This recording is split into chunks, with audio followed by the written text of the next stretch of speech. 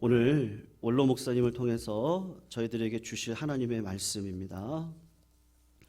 누가복음 1장 26절에서 38절까지 우리 교독으로 읽고요. 마지막 38절 함께 읽도록 하겠습니다. 누가복음 1장 26절에서 38절입니다. 제가 26절 읽도록 하겠습니다. 여섯째 달에 천사 가브리엘이 하나님의 보내심을 받아 갈릴리 나사렛이란 동네에 가서 다윗의 자손 요셉이라 하는 사람과 약혼한 처녀에게 이르되 그 처녀의 이름은 마리아라. 그에게 들어가 이르되 은혜를 받은 자여 평안을지어다. 주께서 너와 함께 하시도다 하니 처녀가 그 말을 듣고 놀라 이런 인사가 어찌민가 생각하매 천사가 이르되 마리아여 무서워하지 말라. 내가 하나님께 은혜를 입었느니라. 보라 내가 잉태하여 아들을 낳으리니 그 이름을 예수라 하라. 그가 큰 자가 되고 지극히 높으신 이의 아들이라 일컬어질 것이요 주 하나님께서 그 조상 다윗의 왕위를 그에게 주시리니 영원히 야곱의 집을 왕으로 다스리실 것이며 그 나라가 무궁하리라. 마리아가 천사에게 말하되 나는 남자를 알지 못하니 어찌 이 일이 있으리이까. 천사가 대답하여 이르되 성령이 내게 임하시고 지극히 높으신 이의 능력이 너를 덮으시리니 이러므로 나실 바 거룩한 이는 하나님의 아들이라 일컬어지리라. 보라 내 친족 엘리사벳도 늙어서 아들을 배었느니라. 본래 임신하지 못한다고 알려진 이가 이미 6달이 되었나니 대저 하나님의 모든 말씀은 능하지 못하심이 느니라. 같이 읽겠습니다. 마리아가 이르되 주의 여정이오니 말씀대로 내게 이루어지이다 하매 천사가 떠나가니라. 아멘. 오늘 원로 목사님 우리 3개월에 한 번씩 말씀 증거해 주시는데요. 고난의 결실과 유익이라는 제목으로 오늘 말씀 선포하실 때 많은 은혜 받으시기를 부탁드립니다. 목사님 나오시겠습니다.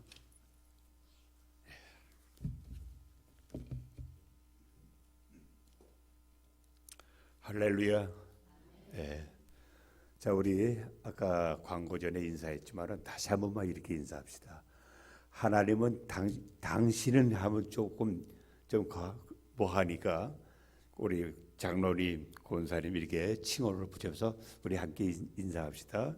하나님은 당신을 엄청 사랑하십니다. 예. 다시 한번.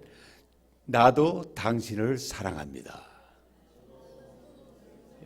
예, 우리 이거 복음성가대 있잖아요. 당신은 사랑받기 위해 태어난 사람. 그렇죠? 우리 모두는 사랑받기 위하여 태어난 사람이에요. 그 확실한 증거가 뭐냐? 평안할 때가 아니라 오늘 설교 제목처럼 고난 중에 우리는 고난을 당할 때 너무 힘이 드니까 하나님 도대체 어디 계십니까? 안 보이는 것 같지만은 우리 하나님은 오히려 그럴 때일수록 더 우리를 굳게 붙들어 주시잖아요. 자, 우리 그런 의미에서 시편 119편 67, 71절 우리 다시 한번 같이 읽도록 하십시다. 시편 119편 67절, 71절 이 뜻을 하나하나 의미하면서 함께 읽도록 하겠습니다. 시작. 고난당하기 전에는 내가 그릇 행하였더니 이제는 주의 말씀을 지키나이다. 고난당한 것이 내게 유익이라. 이로 말미암아 내가 주의 율례들을 배우게 되었나이다. 아멘. 다시 한번 아멘. 자, 그렇다면 여러분들에게 한 가지 제가 질문하겠습니다. 이 고난이라고 하는 것, 괴롭고 외롭고 힘든 것이지, 그게 어떻게 유익이 됩니까? 심지어 사도 바울은 로마서 5장 3절을 통해서 내가 환난 중에도 즐거워하나니 그랬어. 그런데 실제로 보면 이 고난과 시련이, 환난이 우리에게 유익이 될 때가 얼마나 많은지 몰라요, 여러분. 그래서 사자성어에 이한윌이란 말이 있죠. 위기가 기회라는 얘기입니다. 사실 여러분, 우리가 이 세상에 이해 못할 일들이 얼마나 많습니까? 연예인 그 신신혜 씨가 세상은 뭐라고요? 요지경. 그런 노래를 불렀습니다만은, 요지경이라는 말이 뭐예요? 이해 못할 일들이 너무나 많은 세상이라는 얘기야. 그렇지만 여러분, 하물며 하나님이 하시는 그 일들, 우리 조금만 머리 갖고 어떻게 다 이해할 수 있습니까? 마틴 루터 종교개혁자 목사님이 종교개혁을 단행하기 전에 너무 힘드니까 밤새껏 머리를 쥐어짜며 도저히 이해가 안 됩니다. 납득할 수가 없습니다. 나는 이해를 못합니다. 그런 가운데 환상 중에 꿈을 꿨잖아요. 조그만 어린아이가 바닷물을 조개 껍데기 갖고 푸는 환상을 보는 거야. 네. 그러니까 그게 목사님이, 야, 너 지금 뭐 하고 있냐? 얘 바닷물 다 퍼서 버리려고요. 야, 이놈아, 그거 갖고 어떻게 바닷물 다 퍼버릴 수가 있어? 그러니까 하는데, 아니 목사님은 그 머리 갖고 뭘 이렇게 하나님을 이해하려고 하십니까? 그때 그래 꿈에서 깨나서 종교개혁을 단행했다고 하는 그런 예화가 있습니다. 여러분, 정말 우리 복음성가 중에 이런 복음성가가 있잖아요. 의지할 것 없는 이 몸, 위로받고 살고파서 세상 유혹 따라가다 모든 것을 다 잃었네. 돌아온 탕자라고 하는 그 복음성가입니다. 정말로 이 세상 어디를 받아, 사방을 받아 우리가 의지할 것 아무 데도 없어.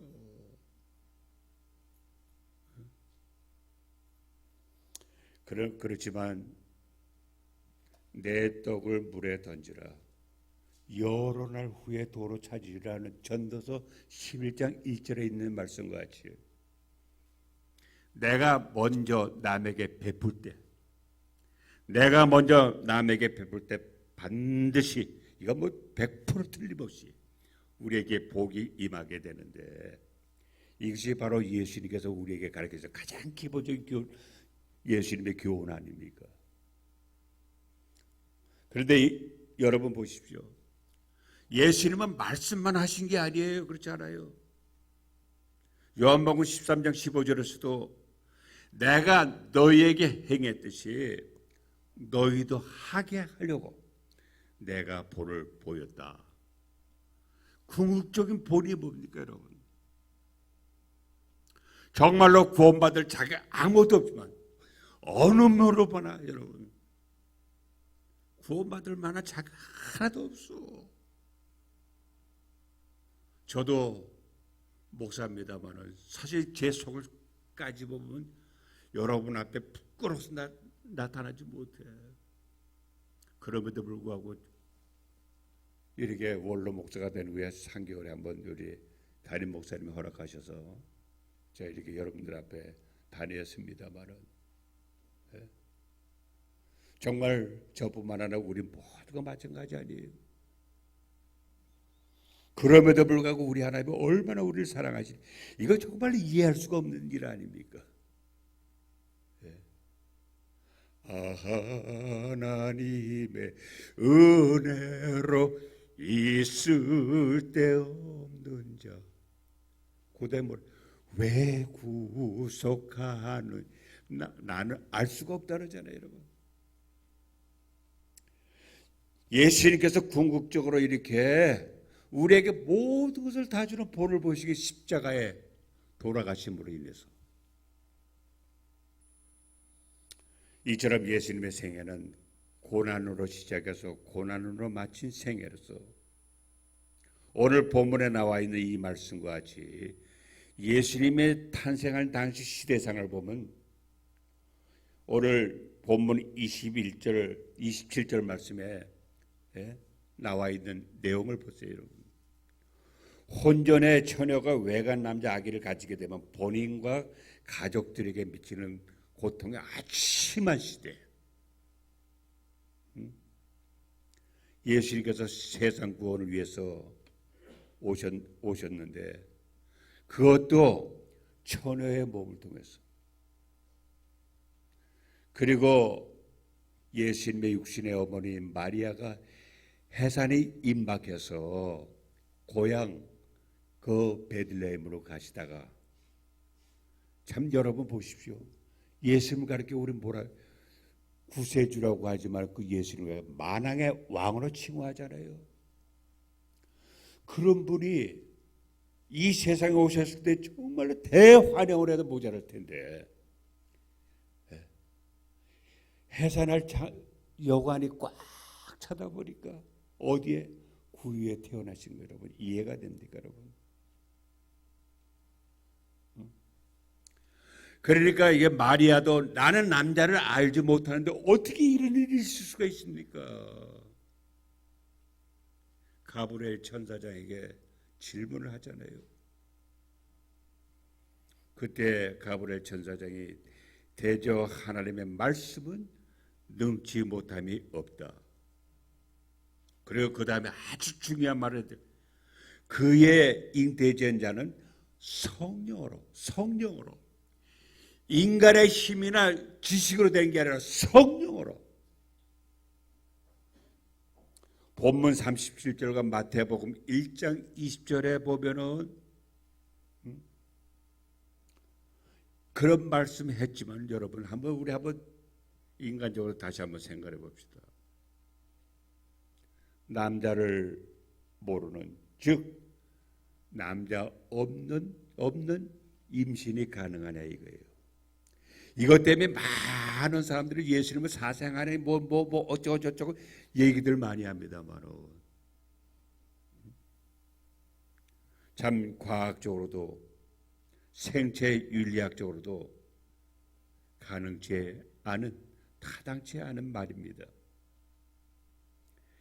그럼에도 불구하고 예수님께서 이 세상에 오셨을 때 마태복음 1장 23절에 뭐라고 그래요? 예수라는 이름의 뜻이 자기 백성은 저의 죄에서 구원할 자라고, 예수라고는 이름의 뜻이 그거 아닙니까? 그뿐만 아니라 예수님을 가르쳐 뭐라고? 임마누엘, 하나님이 우리와 함께 하신다는 뜻 아니에요, 여러분. 그러니 여러분, 이렇게 예수님의 탄생에 대해서 우리가 정말로 이해할 수가 없지만 어떻게 받아들일 수가 있냐 이거예요. 여기에 대해서 사도 바울은 아주 정확하게 우리에게 설명을 해주는데, 에베소서 2장 8절 9절에 믿음으로 구원받았으니 이는 하나님의 선물이라고 했어요. 그리고 그 다음에 중요한 게 있습니다. 행위에서 난 것이 아니니, 행위에서 난 것이 아니니 그 이유는 자랑하지 못하게 합니다. 사람들은 조그만 거 갖고 그냥 자랑하길 좋아하잖아요. 그러니 이런 엄청난 일이 됐을 때는 얼마나 자랑하고 돌아다니겠습니까, 여러분? 잘 알다시피 다윗 왕이 참 훌륭한 분이지만은 마지막에 그만 하나님 앞에 큰 죄를 범함으로 불쌍한 백성들이 3일 만에 7만이나 죽는, 역병으로 죽는 그런 사건 알잖아요. 그건 뭡니까?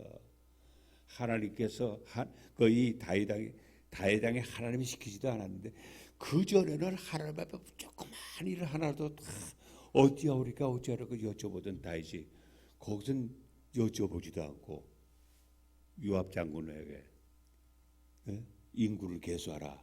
그 왜? 인구 계수하는 게 그 뭐가 잘못입니까? 그런데 그게 뭐냐면 그 내막을 들어보면 다윗이 은근히 자기를 자랑하기 위해서. 여러분 자랑할 거 아무것도 없잖아요. 그렇기 때문에 납득할 수 없고 이해할 수 없는 하나님의 세계지만 성경 보면 저도 성경을 어떨 때는 애를 쓰면서 한 달에 한도 가려고 애를 쓰는데 참 힘들더라고. 목사지만은. 그래서 거의 한 달 반에 한독 이상을 이렇게 하는데 볼 때마다 아직까지 이해 안 되는 부분이 많아. 그 머리를 쥐어짜도 그래. 그러다가 머리에 정강 석회같이 그냥 탁 떠오르면 그렇지. 사도 바울이 조금 아까 말씀드렸듯이 우리가 자랑치 못하게 하는 그 말씀이 그냥 탁 떠오르잖아요. 그렇기 때문에 여러분 우리가 이해가 안 되지만은 이 말씀은 뭡니까 여러분? 우리 한번 따라하십시다. 오직 믿음. 다시 한번 오직 믿음. 그렇습니다. 라틴어로 솔라 피데. 오직 믿음이라는 거예요. 아유 목사님 할 말이 없으니까 그 말로 이렇게 핑계 대는 거 아닙니까? 라고 혹시 이렇게 생각하시는 분들 계신가요? 아니요. 하박국 선지를 통해서 하박국서 2장 4절의 말씀을 인용해서 사도 바울이 로마서 1장 18절에 했던 말씀이 있죠. 오직 의인은 믿음으로 말미암아 어떻게 된다고 살리라. 그렇기 때문에 이 믿음이라고 하는 것은 우리의 생명이라. 우리의 모든 것이란 얘기예요. 그러나 여러분 또 명심하고 또 명심해야 될 것이 이 믿음이라고 하는 것이 우리가 노력해서 생기는 게 아니라 뭐예요? 하나님의 선물이란 얘기예요. 여러분 미운 사람에게 주는 건 뭐예요? 선물이 아니라 뇌물이죠.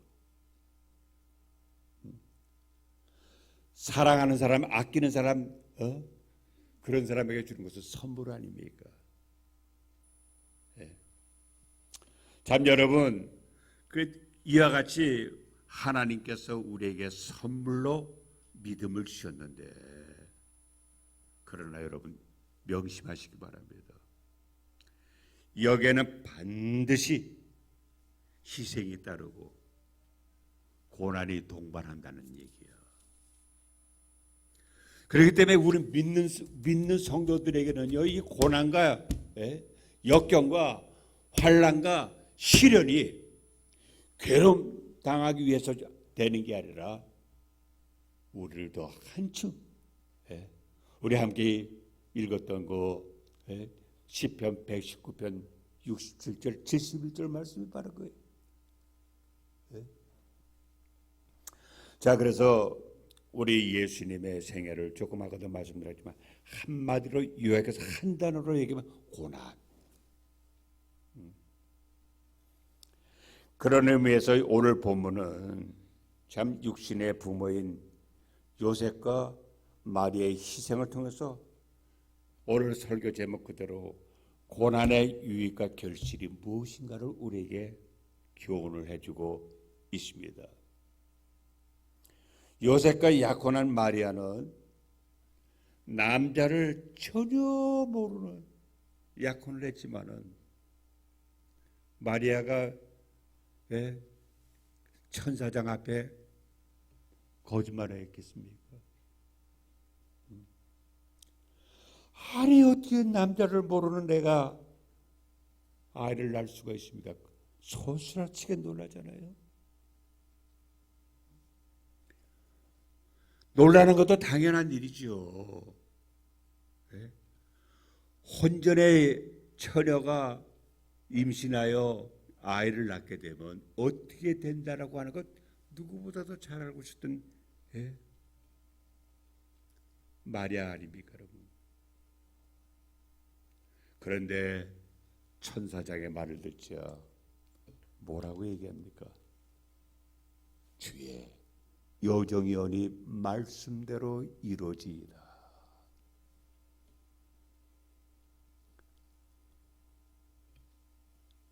가브리엘 천상 즉 하나님의 사자, 다시 얘기해서 하나님 앞에 주의 여정이 오니, 이 개역 성경 그제는 주의 계집종이 오니 말씀대로 내게 이루어지이다. 그렇게 고백을 했지만은 왜 떨지 않겠습니까? 왜 두렵지 않겠냐 이거예요. 그러니까 가브리엘 천사장이 마리아여 두려워하거나 무서워하지 말라. 내가 하나님의 은혜를 입었다.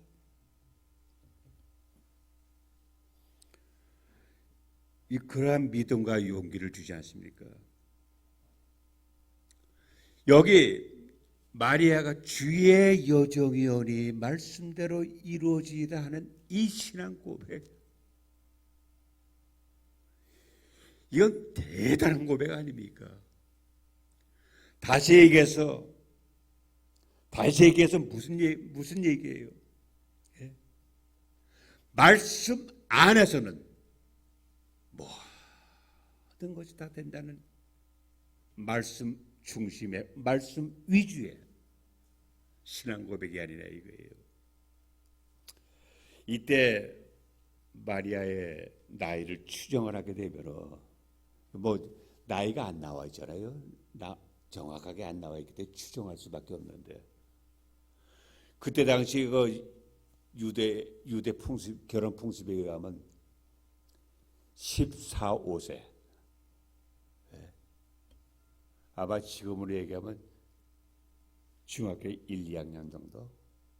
아주 좋은 애 했죠. 참 일찍 결혼들 했잖아. 중학교 1, 2학년이면 제 손녀인 그 예바가 그 나이인데, 그 어린 것이 이런 고백을 한다는 거, 이건 놀랍잖아. 그러면 여러분, 예수님 탄생 때 일어난 희생의 고난을 한번 살펴보면 먼저 마리아의 희생을 먼저 볼 수가 있죠. 마리아의 희생 말입니다. 아마 성경에 정확하게 말씀 안 하지만 마리아의 남편 예수님의 육신의 아버지인 요셉은 참 일찍 돌아가셨던 것 같아요. 그러니까 예수님께서 이제 그 동생들까지 다 죽으면서 아버지의 가업을 이어받아서 그 이제 목수일을 했잖아요. 이거 우리가 추정할 수밖에 없는 건데, 어쨌든 이렇게 나중에 예수님의 그 십자가 밑에까지 마리아는 아들이 죽는 그 모습까지 봤던 그 성경적인 역사를 우리가 알 수가 있는데, 정말 여러분, 조금마다 잠시 언급했지만 유대 결혼 풍습이 신랑이 지참금을 이렇게 지참을 주는데 음행으로 인해서 파혼을 당하거나 또 이혼을 당하게 되면 가문의 명예를 훼손했다는 죄로 죽여도 살인죄로 해당이 안 됩니다. 오히려 그냥 놔두게 되면, 숨기게 되면은 율법을 어긴 죄로 어떤 어려움을, 참 이렇게 출교를 당하고 어떤 어려움을 당할지 모르는 그런 시대예요. 그런데 그런 시대에 모든 것을 다 아는 마리아가 주의 여정연의 말씀대로 이루어지다 하는 이 말은 뭐예요? 이것은 바로 죽음을 각오했다는 그야말로 순교의 각오로서, 여러분, 우리 순교란 말을 너무 자주 듣다 보니까 저 가볍게 여기는 경우가 있지만 아니요. 지금도 옛날에 그 참 여러분 저 높은 곳을 향하여라고나 그 영화 있잖아요. 기독교 영화. 신흥균 씨가 그 주기철 목사님 역할로 나오는. 참 옥중에서 나와서 이전에 주 목사님이 하나님 앞에 기도하는 겁니다. 이제는 나는 순교를 당해야 되는데 육신의 생각으로는 순교당할 만한 힘이 없습니다. 그래서 밤새 하나님 앞에 기도하는데요. 뭘 기도해요? 순교할 수 있는 용기를 주십시오. 그렇게 주일절 목사님 같은 그런 분도 순교당하기 전에 용기를 달라고 힘을 달라고 기도를 할 정도로 순교라고 하는 거. 여러분 사람이 차라리 죽는 것은 그거 쉬워. 그래서 순교는 보통 어려운 게 아니에요. 여러분 우리가 정말 그 히브리서 11장에 보면 그 순교당한 분들의 내용 다 보잖아요. 얼마나 큰 곤욕들을 치릅니까? 근데 여기 마리아가 그 어린 나이에 그런 말씀을 했다는 것은 이건 보통 숭고한 신앙이 아니죠. 그 다음에 요셉의 희생을 보겠습니다. 마태복음 1장 19절에 보면 요셉은 의로운 사람이라 드러내지 않고 가만히 끊으려 이유를 생각할 때라고 그랬어요. 참 여러분 생각해 봅시다.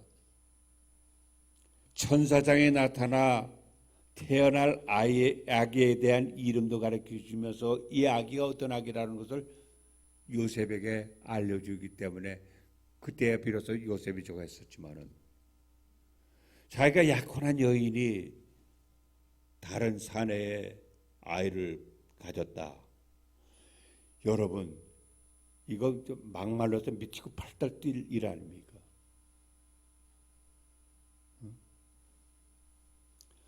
참 여러분 얼마나 혼란스럽고 배신감에 치를 떨었겠어요. 만약에 성질이 급해갖고 참지 못하고 이것을 발설하겠다면 아마 성경 역사가 바뀌었겠죠. 마리아는 아마 죽음을 면치 못했을 것이지만 그런데 워낙에 요셉이라고 하는 사람이 의로운 사람이라 소문 내지 않냐고 가만히 끊으려 할 때 천사장이 나타나 이 아이가 어떤 아이라고 하는 것을 가르쳐 주니까 그대로 순종했잖아요. 그리고 영아들의 희생을 한번 보십시다. 마태복음 2장 16절 18절에 나오는 내용입니다만은 헤롯이 박사들에게 소주라고 심히 노하여 사람을 보내 베들레헴과 그 지경 안에 사내 아이들을 박사들에게 자세히 알아보고 나서 그때를 기준하여 2살 아래의 아이들을 다 죽였다고 했어. 그러면 그 바람에 라마의 큰 통곡 소리가 들렸다고 했는데 애들이 무슨 잘못이 있다고 2살 이하의 아이들이 다 죽었냐 이거예요. 이제 예수님이 탄생하셨을 때 그 희생된 그 모습을 보는데 오늘 말씀의 핵심이 이겁니다. 그렇다면 여러분 한번 봅시다. 모든 것을 다 계획하시고 성취하시는 하나님이십니다. 그 하나님은 어떤 하나님이에요? 우리는 전지하시고 전능하신 하나님이에요. 모르는 게 없으시고 못하는 게 없는 하나님이시란 얘기죠. 그럼에도 불구하고 저도 이 설교를 준비하면서 우리 목사님께 목사님 내가 이 내용 갖고 설교를 하려고 하는데 참 마음에 참 부담은 많이 되네요. 그랬더니 우리 이 목사님도 아유 목사님 저 성경 공부해서는 좀 가능하지만 참 설교는 좀 힘드실 텐데 그런 얘기를 하시더라고요. 근데 어쨌든 하나님이 어쩌면 이렇게 잔인한 방법을 통해서 그러한 잔인한 방법을 통하지 않고도 구원을 이룰 수 있을 텐데 왜 그렇게 하셨을까? 그런 의구심이 들지 않냐 이거예요. 그러나 여러분, 아까 우리가 잠깐 인사했지만 인사했던 그 내용처럼 단 하나입니다. 요한복음 3장 16절에 있는 말씀이에요. 하나님이 세상을 보라고요. 이처럼. 그 이처럼이라고는 그 한 단어 속에 모든 것이 함축되어 있잖아. 신구약 성경 모든 것이 이처럼이라고 하는 그 단어 속에 다 함축되어 있다는 얘기예요. 그러면서 뭐라고 얘기했습니까? 너희를 이렇게 갇힌 값으로 산 것이라고 고린도전서 7장 23절을 통해서 말씀하셨고, 특히 여러분 보십시오. 우리의 씨름은 혈과 육을 상대함이니 통치자와 권세자와 어둠의 세상 주관자와 하늘의 악의 영들에 대함이라 했습니다. 에베소서 6장 12절에 있는 말씀인데, 이와 마찬가지로 예수님 탄생은 아담 타락 이후에 그대로 예견됐던 일이에요. 그러나 그때부터 사탄 마귀는 더욱이나 이것을 해방하려고 얼마나 교활한 방법으로 또 위협으로 이것을 못하게 만들려고 애를 쓰지 않습니까? 이런 사단의 계략이라는 것을 우리가 알아야 된다는 얘기예요. 참 여러분, 우리가 다시 한번 우리 자신을 한번 보도록 하십시다. 이제 우리 담임 목사님의 아버님 되시는 이장로님이 천국 가신 지도 4개월이 됐는데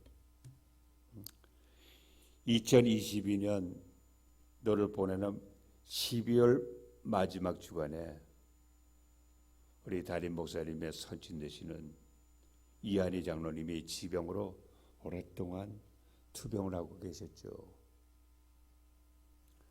그러다가 갑자기 위독하셔서 그때 얼마나 우리가 마음을 졸였습니까? 4달 전인데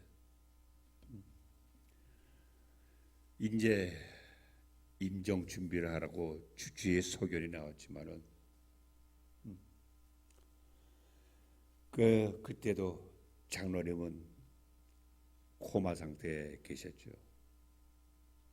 근데 그때가 성탄절 바로 직전이고 송구 영신 예배 또 신년 예배 등 담임 목사로서는 1년 중에서 제일 바쁜 때야. 이 사실을 장로님이 왜 모르셨겠어요? 내 말씀 못 하셔도 장로님은 그 사실을 아시고 그 때를 넘겨서서 2023년 1월 6일 날 하나님의 부르심을 받으셨잖아요. 참 우리 야리 장로님이 연천 장로교회에서 70년이나 섬기고 연천 의료원장으로 이렇게 섬기시다가 아주 선한 일, 좋은 일을 많이 하셨잖아요. 이렇게 훌륭하신 장로님, 그러니까 우리 이 목사님이 훌륭한 게 아버지 그대로 받으신 거예요. 그게 아닙니까, 여러분? 어쨌든 이런 장로님이나 천하를 호령하던 권력자나 항우장사라 하더라도 사람이 숨지게 되면 한 줌에 죄가 되는 것이 연약한 우리 인간들이에요. 여러분들도 화장장에 가서 한두 번 이상 보셨지만은 참 사람이 화장하고 나면 한 줌의 죄 아닙니까? 얼마나 허무합니까?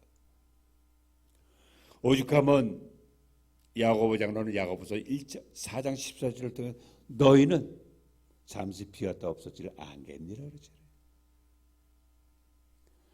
그런데 이런 우리를 살리려고 치르신 그 엄청난 핏값, 그 희생의 핏값이 뭐예요, 여러분? 예수님의 피값 아닙니까, 여러분? 그러한 피값이 있었기 때문에 죄와 허물로 말미암아 죽을 수밖에라는 얘기를 가끔 하는데 그거 안 돼요. 그거 교정해. 죽었던 완전히 죽었던 너희를 다시 살리셨다고 그랬잖아요. 에베소서 2장 1절에 있는 말씀과 같이 죽었던 우리를 다시 살려주셨는데 참 하나님께서 그 살리기 위해서 말입니다. 보세요. 죄가 없는 피값으로 살려야 되는데 이 세상 어디에는 의인은 없나니 하나도 없잖아요. 다 죄인 아닙니까? 할 수 없이 그 아들 예수를 희생제물로 바치신 거 아니에요. 우리 같이 아무것도 아닌 우리 존재들을. 근데 예수님께서 십자가에 못 박혀 돌아가실 때 마지막 절규의 소리 아십니까? 엘리 엘리 라마 사박다니, 나의 하나님 어찌하여 나를 버리셨나이까? 여러분, 예수님은 하나님의 아들이십니다. 독생자 아니십니까? 그 아들이 이런 절규하는 소리를 하나님이 듣기 좋으셨겠어요? 하나님께서 인내하시기 위해서 흑암으로 그 아들을 가려놨잖아요. 왜? 그 아들이 죄값을 치러야만 우리가 다시 살 수가 있으니까.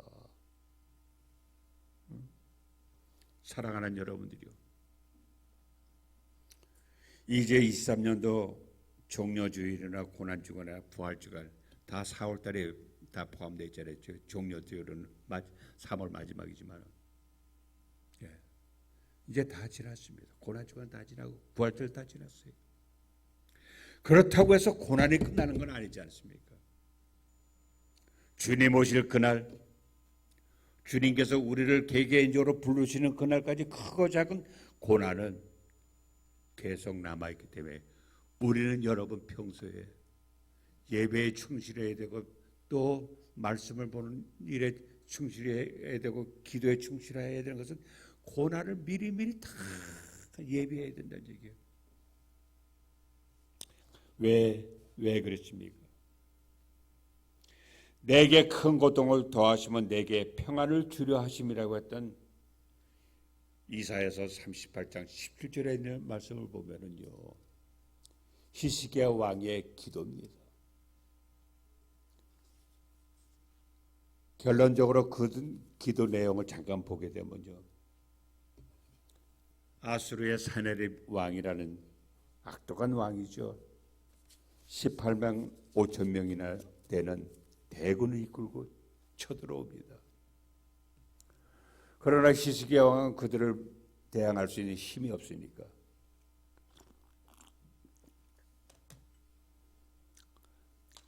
히스기야 왕이 할 수가 있는 게 평소에 늘 기도했던 왕이라 그 편지를 펼쳐놓고 사네립이 보낸 선전포고에 대한 그 편지죠.